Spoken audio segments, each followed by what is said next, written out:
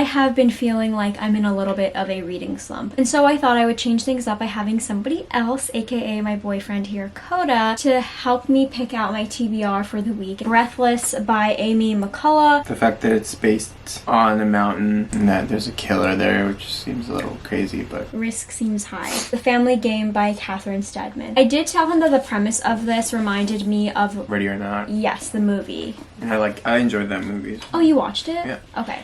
Hello, welcome back. Today I have done like the slightest bit of reading. I'm starting Breathless by Amy McCullough, which was my May book of the month pick and also one that Coda picked for me, obviously, which is the point of this video. This is following a journalist named Cecily who goes on to climb the 8th highest peak in the world, Manaslu, to interview internationally famous mountaineer. When one climber dies, they all think it's an accident, but when other people start dying, they realize that there might actually be someone chasing them, someone killing these people. It's serving Agatha Christie vibes. I read like 6 pages before I realized I was hungry and I wanted to start making lunch. I will also be reading my other book of the month pick for October, The Family Game by Catherine Steadman. Has been compared to the movie Ready or Not, a family playing a high-stakes game, murdering each other to see who survives and comes out the other end. I will ask Coda to pick a library book for me or one of the 2 November book of the month picks to kind of have a book of the month theme, possibly. Otherwise, I have a huge stack of library books that I would appreciate if he chose from as well. I'm gonna go out to the grocery store to pick up milk and flour because I want to make pull-apart garlic bread today. If I start now-ish, I can have it ready by the time my mom comes home from work, and hopefully I do not disturb Sir Apollo, who is buried under there. I am dog sitting at the moment. He's here for just a few more days.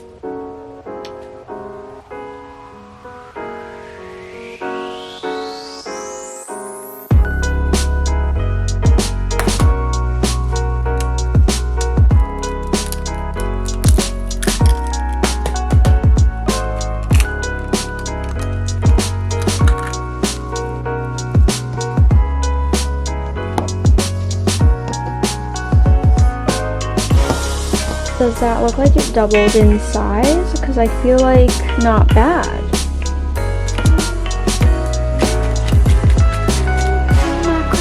I got a crush on you.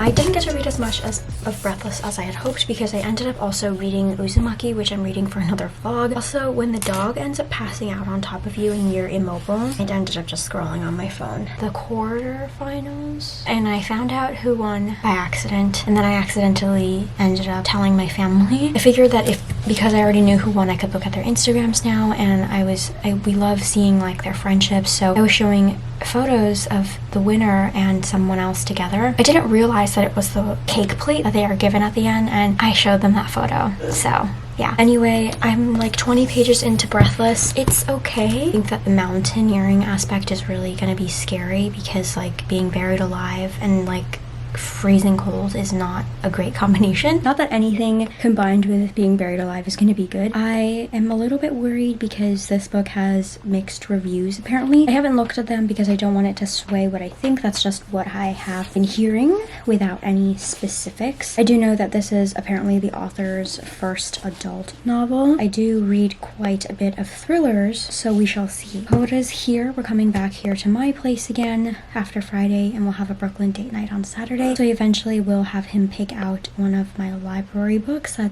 are piling up. Since Coda is here at my place again, I'm currently gonna have him choose another book for me to read for this vlog. So I'm having him choose out of 4 of the library books that I have that he can choose from right now. Also currently dog sitting for Miss Daphne.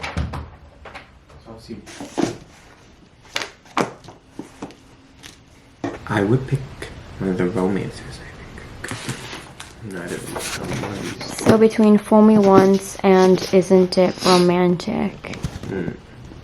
Maybe this. Oh my gosh, wait, amazing. That's like secretly the one I wanted you to pick. Because I have read 2 of her other books, which are actually thrillers, and they're both 5 stars. One of my favorites of the year. I didn't do any reading yesterday, obviously. Our plans of like having a chill night at a bar in Greenpoint turned into like a whole thing. We went to 3 to 4 different locations. Coda is here. We're gonna watch The Good Nurse, which, yay, I can include that in this vlog. I forgot about that. I should probably talk about the book that I'm reading. I only read 23 pages. Wait, what? Shut the fuck up. Okay, wait, I read 90 pages. So I need to read a huge chunk of this today because I need to start reading my other books. Otherwise, this vlog will not go up on time and I need a vlog.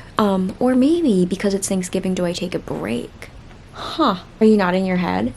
Honestly, I'm only 90 pages in. The winter vibes are there. People are being called like crazy for not taking oxygen tanks with them to go into the death zone where it could get really hard to breathe. There was a little bit of talk about her identity because she's half white and half Asian, as the author is. It was like such a little moment, so I'm wondering if that's also going to come up more. One person has died, and it does seem like a freak accident, although the circumstances are quite suspicious. I don't know if like this is what's setting it off or like... Oh my god. Wait, I have a theory. I just thought of it. We'll see.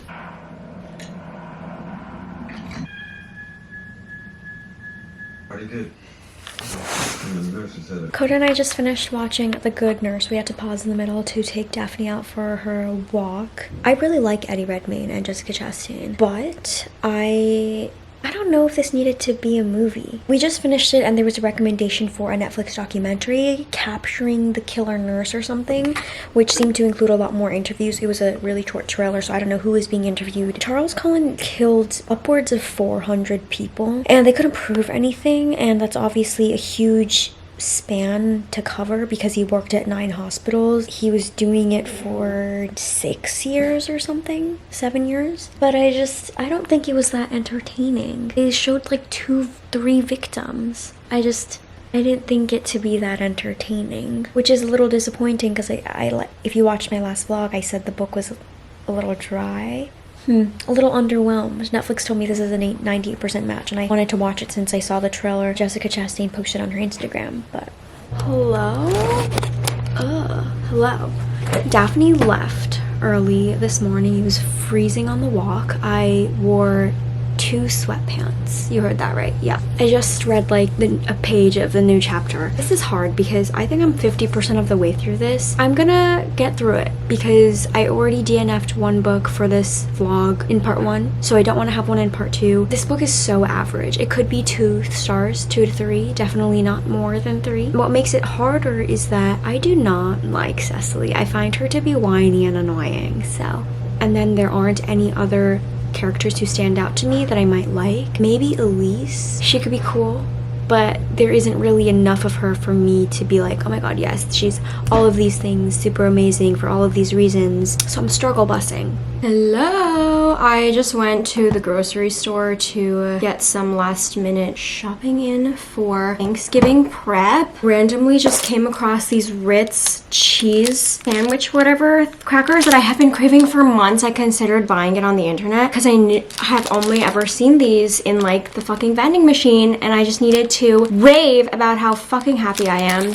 I have a bookish update for you later because I did finish Breathless finally, but I do need to get to filming. But I wanted to unbox my cute little early Black Friday shopping from Ana Luisa. They're having a BOGO 60% off or something. I wanted to show off my cute little new earrings. Obviously, we love the cute little packages. I actually use one of the longer ones as a first aid kit, and I hold little band-aids and alcohol sanitary wipes in there. This is the first pair. It reminded me of, I think, a Chloe necklace that I wanted, but it was sold out everywhere. Wait, these are so cute. And then the other pair that I got is from Hannah Lee that I have been eyeing for a really long long time, and I decided this is the perfect opportunity to get it. These are so cute. I think I might wear a pair for filming. How perfect is that? But I'm really excited. Our Thanksgiving plans, we're doing it with like the OG3 families that I have been doing it with since I was a kid, which is really exciting because one of my aunties is back in New York from Japan because one of my cousins had another baby. So we get to meet the new baby. First baby's now a big brother. Oh, that's so cute.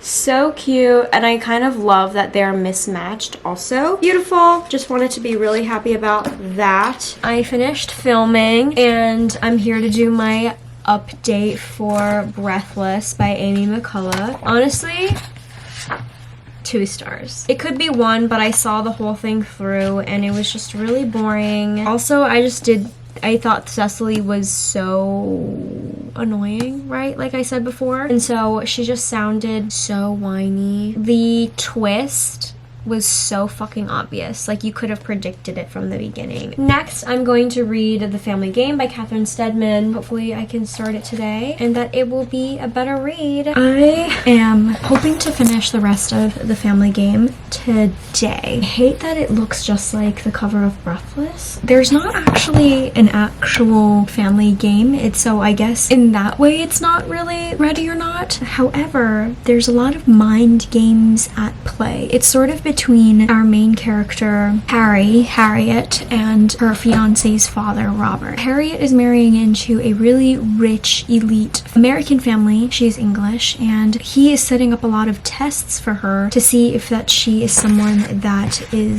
can fit into the family. He gives her tape when they first meet of a book he's been working on. She listens to it, but it turns out to be a confession of a crime, and she has to see if it's real, and the father is definitely testing her loyalty. There's a mystery aspect. There's a few mystery aspects that I am enjoying. I'm like intrigued enough, you know, it's like 3.5 stars. She is about to spend Christmas like 3 days in a row with them. Their Krampusnacht game or whatever was definitely eventful. I finished The Family Game yesterday. I was surprised that I finished it so fast. I didn't think I needed to bring another book with me, so I ended up starting Fool Me Once via audio/ebook. I'm giving it 3.5 stars. It was kind of obvious, and also there's something in my eye.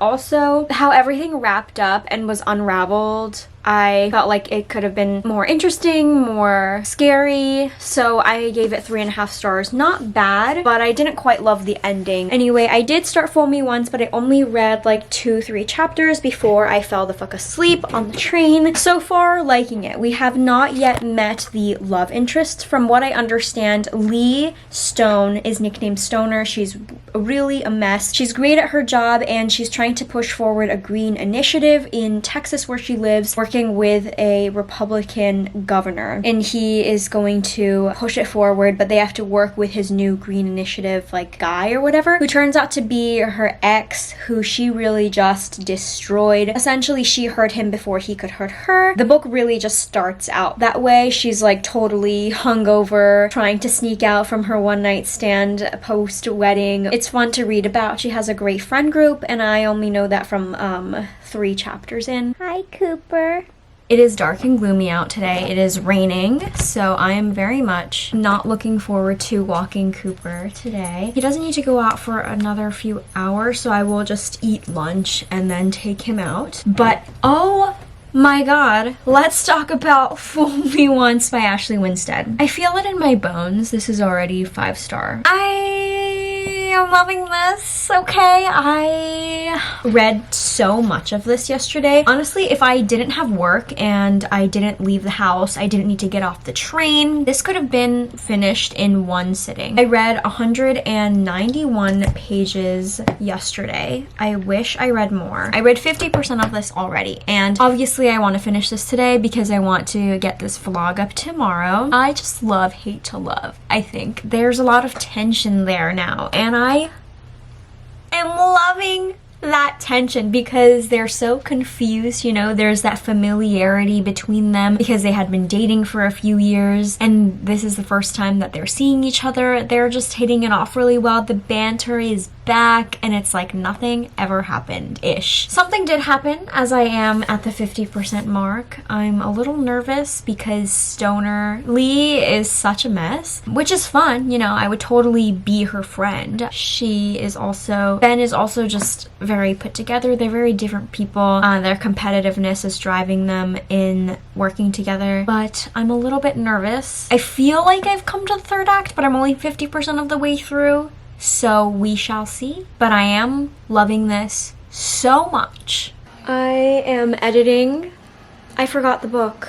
I'm editing while I'm watching the World Cup. Japan had a huge comeback playing against Germany. They did lose against Costa Rica, but they're now playing against Spain and we're up by 1 point, so super exciting. I don't know anything about soccer. All I know is that I root for the motherland and I'm excited. I'm editing. I'm quite behind. I finished Fool Me Once last night before I went to bed. Fabulous, honey. So fabulous. 5 motherfucking stars. Such a good time. Content warning for cheating, loss of a loved one. I really, really liked this. I hate cheating, but I feel like in this case, I don't want to make excuses because that's all up to Ben to forgive Stoner. I think that she needed time to grow, and maybe in that case, it could be forgiven. In the case where someone cheats on you, you break up, and then you get right back together with them, that's obviously a big no-no for me, but these people grew into adults. They matured, and so I didn't really mind it that much, and it's like not really my place to like judge Ben for choosing her, but the attraction is there, and it was just so wonderful when they finally got together, and I loved it so much. This is the 3rd book that I have read by Ashley Winstead. I've read all 3 of her releases. She is having 2 new books being published next year. I believe one's a romance and another one I'm hoping is another thriller. I've borrowed all of them from the library, but I'm ready to buy all of the books, like full price with the hardcover and all. But I had a lovely time with this. I'm so happy I can finish this off on a high note. This is the highest rated book that I've read for all of the books that Coda has chosen for me for this 2-part series. Highly recommend this. It was just published this year. Honestly, why didn't anyone vote for this for the romance of the year? Because on Goodreads this was so beautiful, so wonderful. Everybody should read it. I love it so much. Hello, Japan has won. I totally forgot to film an outro, so I'm here. Hi, thank you all so much for watching. Will I do this again in the new year? Maybe, but I did have fun with at least the second half of this. I'm glad that I did it still. It's a great way for me to read new things depending on somebody else's taste, even though they are books that I have chosen myself. Thank you all so much for watching, and I will see you all next time. Bye!